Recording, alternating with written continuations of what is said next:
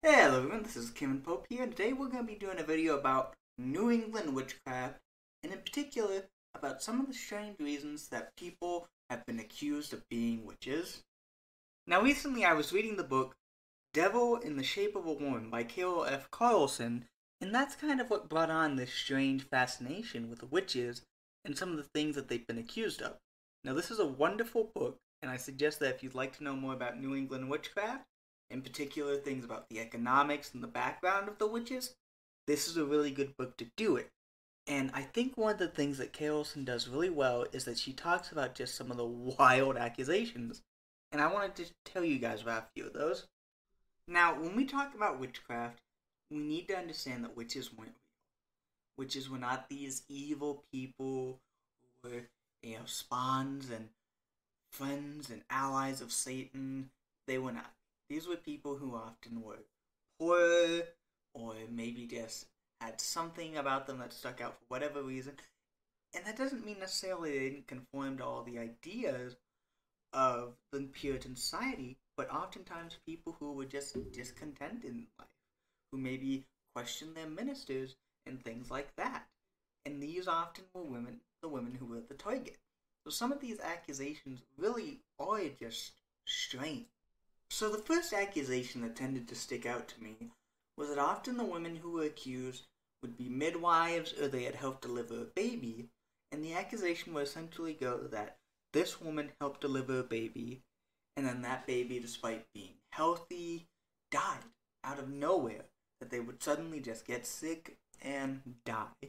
Now, this accusation would often form into something in general, that if someone got sick and they died, that was obviously the work of the devil. Because no healthy person is just going to get sick and die like that. And this often led to many innocent people just getting accused of this when they had nothing to do with it. These people didn't get sick and die because of a witch. No, they had something else that happened with them. But this was so often used as a justification that it was very much so a fear that if something happened to one of your neighbors after a bad argument, that a woman could be accused as a witch. Now, witches would often be accused of causing reproductive issues in women. The idea that suddenly a woman would just not be able to get pregnant, or they had something that was keeping them from being able to have children. Now, this one is very strange to me because I don't think that they realized that infertility was a thing, obviously. So it had to be this idea that it was a witch, that nothing else could have caused it.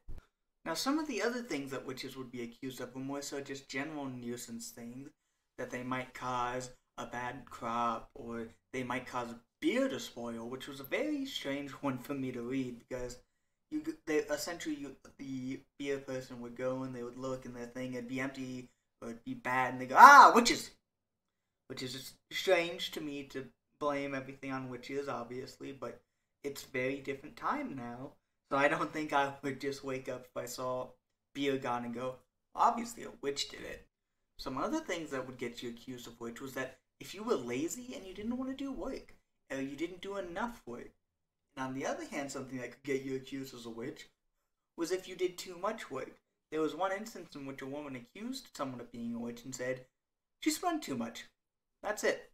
She spun too much, she did too much work, which seems very strange when you consider the Puritan work ethic.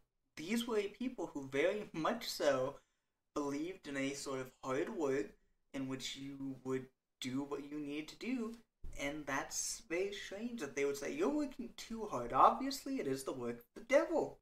Now, these next two that I'm going to talk about are just comical at the end of the day, because one of them was that a woman caused a man, while he was fighting with her son, to fall down flat upon his back.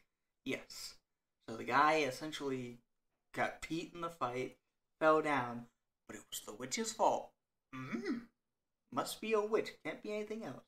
And the second was a man who he left the witch's house, and he got lost, and he ended up right back where he started. That was how he knew she was a witch. He looked her in the eye at that moment and he said, "My God, this woman's a witch." Now, we need to remember that at the end of the day, these were people. These weren't witches. They were just real, living people trying to go about their lives. but their lives often got ruined because of these witchcraft accusations. And I think that's sad, because these were literally people just trying to live and do what they need to do to survive. And often for stupid reasons, they would get accused of witchcraft, something that isn't a real crime. To us, obviously, but to them it was very much so real, and it's sad to see people's lives ruined because of that. Hey guys, Cameron again. Thanks for watching this video. Be sure to check out some of my other videos and like and subscribe down below.